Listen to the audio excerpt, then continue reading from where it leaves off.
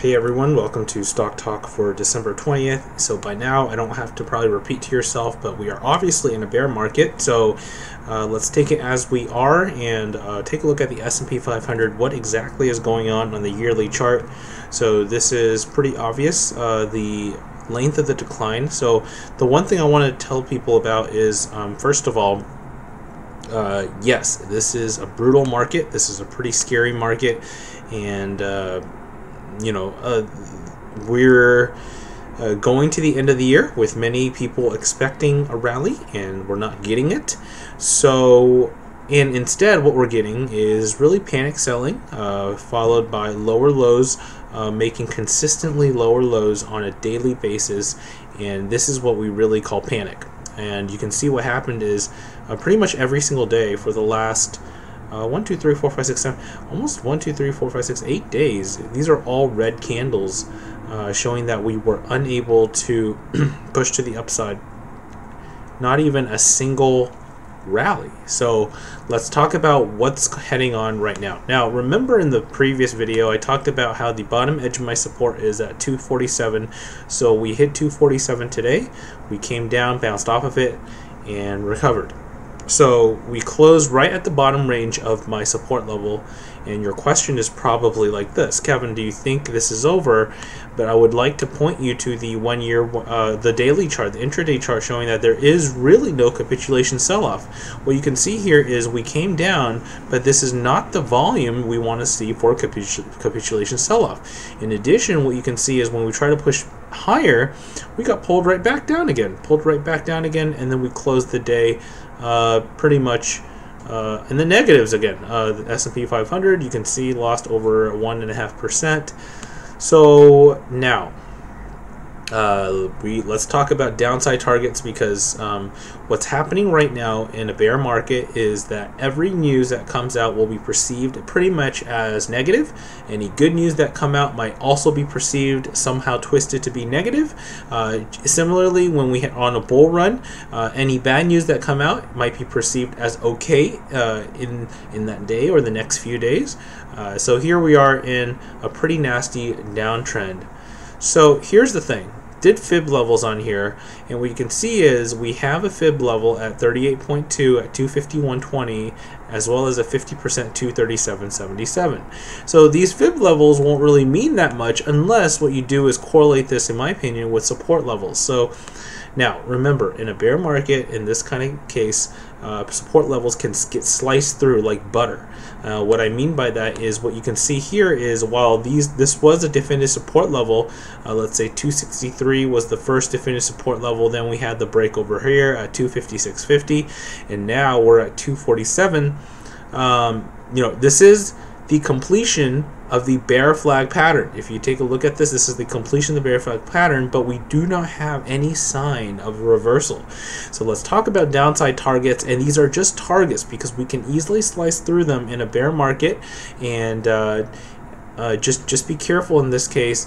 What we can do is, now 235 is very possible that is our next target, and then after 235, believe it or not, I think there is still room to drop to actually SPY 212 to 213. So all right, is that going to happen very rapidly? No, I think that will take months to progress to get down there.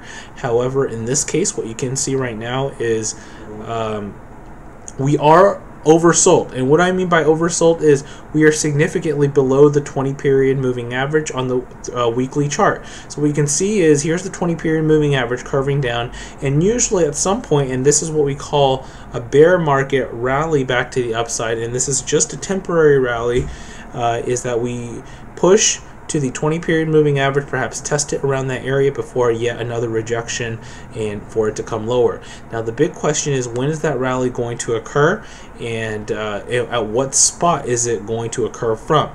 So right now what you can see is the easier way to make money in a bear market is obviously to take inverse or short positions, inverse ETFs or short positions. And in this case, what you can see is most of the money will come from inverse ETFs or short positions. It will not be coming from a rally. A rally, while it is significant, will be temporary in my opinion, and just be cautious because of course there is more downside. I think one person from the comment section, Synthartis, nailed it pretty much very nicely, showing our downside targets, and here are my downside targets right now. So you can see this playing out very quickly. Now here's the deal. If I take you to the 20-year monthly chart, I want to show you this because now this is 20 years. Each candle represents a monthly time frame, and what you can see is this month we've came down below the 20. Now in retrospect, if I showed you this chart and looked in the past, where in the past have we made such a significant sell-off candle? To be honest, nowhere, right? You can't see this significant of a sell-off in past months, okay, from these 20 years. That is worrisome, right? And that shows that we could be in a pretty nasty downturn next year. Now, I want to also point something out for everyone is look at the 20-period moving average. It's still pretty high up, and at some point, in my opinion, we will test that 20-period moving average. So, hence, that is, in my opinion, that could be the rally that people are looking for, that takes us to perhaps 260 to 262, and we'll really have to monitor at that point where it will stop. But this is obviously not good. If you look at the magnitude of these candles, you don't have to be a genius to see that we are in big trouble. This was the 2008 recession that began, okay? And then here is the dot-com bubble over here that started. So what you can see here is here, right, while we don't have one major factor that's culminating in this down move, this is worrisome, and we will have to be on, in my opinion, recession watch next year. Now this is preemptive, I get it. I know people are talking about S&P 500 moving to 3,000 or above, but we will be on watch for it just in case, given this technical damage that has been done on the charts. It's not only on the S&P 500 chart, guys, it's on various charts. If I show you the financials, such as the XLF, there is technical damage done on this chart that can't be recovered unless the month, and for somehow, some way, this month it recovers back up there. Now what you can see here is on the 20-year monthly chart for the XLF that we are in big trouble, given that we're moving significantly lower. Here's the 50-period moving average, which we have held as a support in the past, but will it hold this time around given this sizable down move? That is a big question, and in my opinion, given the magnitude in which we are going down, it is not likely that it might hold for a month, but it's hard to say at this point in time if it will hold in the months afterwards. Okay, so that's XLF. If I take you to XLE, this is another one. This is energy. This is a broken chart. Once again, what you can see is on the monthly basis, we're definitively breaking the 200-period moving average. Yes, I agree, the month hasn't concluded, so we might be able to pull above, but this is not good in terms of, this is almost like a bear flag pattern that is playing out right now to the downside. So what's a bear flag? Here's the pull followed by consolidation, and then we have that leg down. So be careful in these here. That this is energy, right? And let's take a look at some of the ETFs. There's a lot of damage done. SOXL. So here is semiconductors bulls, and what you can see is if I take you to the yearly chart, here's the main support of 83.52. This was broken and resisted today. Can you see how we got rejected at 83.65 this time around? We came up, got rejected at the area, and then came down. Lower prices are coming for SOXL. And what else is there? And let's take a look at another bullish ETF. Here is Biotech. I mean, there is nothing good for Biotech to report. It is declining pretty much, 5-10% every single day. Can we have a bounce back rally to test the resistance area of 38.81? Yeah, we can, but that's going to take time, in my opinion. We have to have that first sign of reversal, not just, and what you can see here is when we started coming down, look at this bounce, right? This bounce to the 20, and that was all she wrote before that next move down. Now we're moving down. If you're trying to go into a bullish ETF at this point, you're guessing at where the bottom is, and the thing about that is it's dangerous because your chances are you're not going to release it at the prime spot, in my opinion. Like, for example, if you got into LABU when it was first declining, right? Let's say you got in at a pretty extraordinary price of 68.91, and then you match a 68.91 here, you think it's going to move higher. At what point were you going to sell it? You didn't have that much of a time period to sell it before it moved back down. So you just got to be very careful, in my opinion. In a bear market, bear ETFs are obviously more of a play, or inverse ETFs. In a bull market, obviously, the bullish ETFs are more of a play. So this one, yeah, so there's so many charts that are broken. Let me tell you, like if I tell you about NVIDIA, and I showed you, the 10-year monthly chart for NVIDIA, and you look at this, and you can see here is 2015, where NVIDIA was still $20 at the time. Can you even remember that? Right? 2015, when NVIDIA was around $20. No one can remember that, right? Can you remember? Maybe you can. But look what's happening now. We go up, up, up, up, up significantly, and then look at this really dire scenario in which you can't recover this kind of technical damage in a month. This takes a lot of time to heal itself before it can manage to recover. Yes, there is a support at 104, 105, but there is more room for these to drop. And what's worrisome is look at the size of these candles. It's just like a waterfall sell-off back to the downside. Alright, so I wish I had better news to give everyone, and I'm all for good news, but right now I can't show you anything. Let's take a look at commodities or CL. If crude oil isn't getting out of its slump as well, look at this bear market right here. Crude oil bear market. Down, down, down, down, down. We consolidate sideways, tried to push higher, and it was a failure. And then we came down, and now what are we doing again? Isn't this another consolidation for another push down? It sure looks like it to me. I mean, looks like crude oil is not done stopping. So crude oil, I think there's still more downside to crude. And what have we done? We've definitively broken my two major support lines, and these are very strong support lines, let me tell you. And we broke it on this day, and we're still continually breaking that support. So this is a broken chart as well, and if there is no risk on mindset for crude oil, there's no risk on mindset for the markets, and the dump will continue until we see otherwise. That's just how it is. Let's take a look at TVIX. So here's volatility. Volatility, and this is another thing that's pretty scary, is it's a steady grind to the upside. You can see it's grind, grind, grind, and then grind, grind, grind. It's not like a spike. We don't have panic in here, and what you can see is when we don't have panic, this is panic, right? When we have a significant move to the upside, you can see this panic from $70 to around the peak of $154 for TVIX. Look at this slow grind up, right? Kind of does a little more bullish formation, and then now it's off to the races, back to the upside. So volatility is here to stay and is likely to continue. So look for this one to continue back to the upside.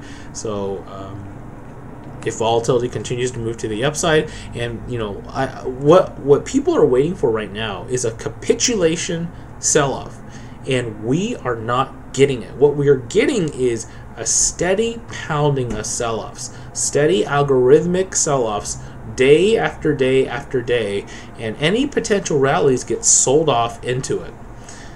Here's TVIX, right? Look at this, how this is a steady grind to the upside. Look for higher prices for TVIX.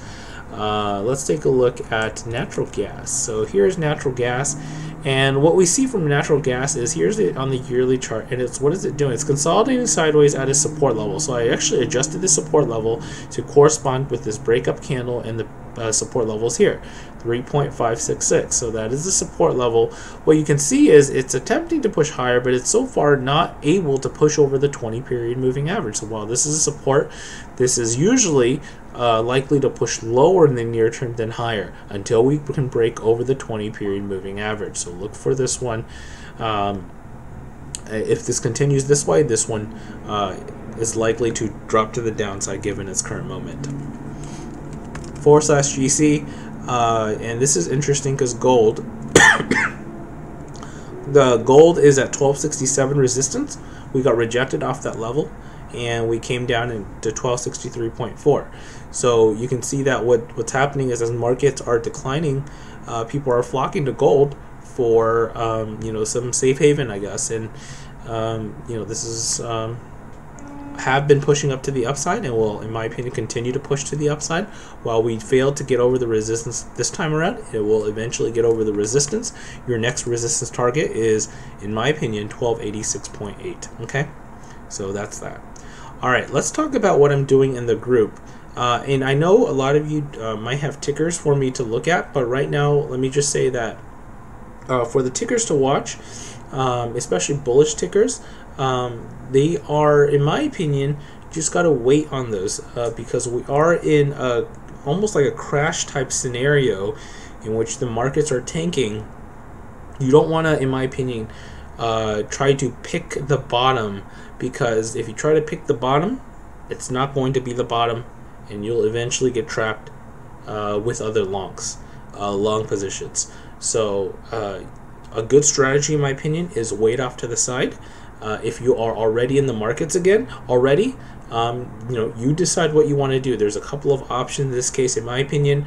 If you're in the markets long or short, it just depends on the time frame that you are thinking of investing in, and that should guide you to making the best decision.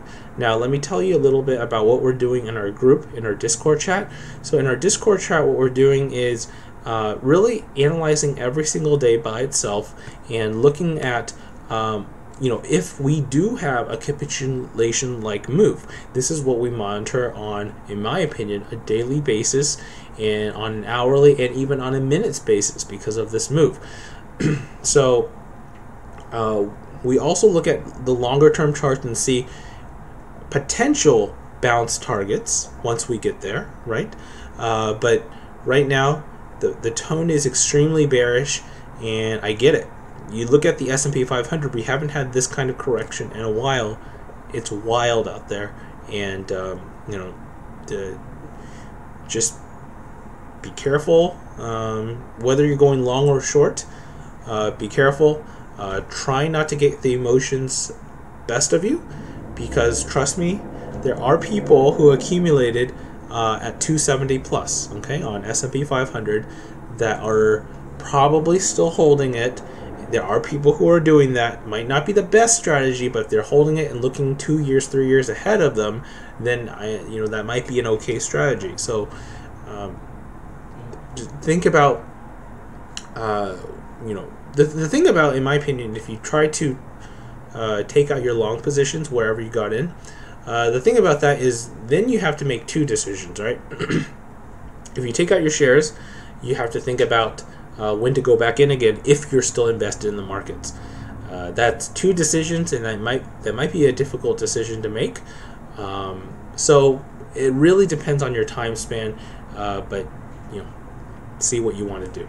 All right, thank you very much for watching this video. Hopefully this helps in some sort of analysis for everyone. While the scene isn't pretty, there are better days to come in the future. Certainly in months and years to come, there are better days, but in the near term, certainly bearish, of course, to the downside. I am not expecting 247 to hold, given the can we see a bounce? Yes, we can, but long term, I feel like 247 isn't going to hold given how we ended the day today. Thank you very much for watching this video. I will see everyone next time, and of course, happy trading.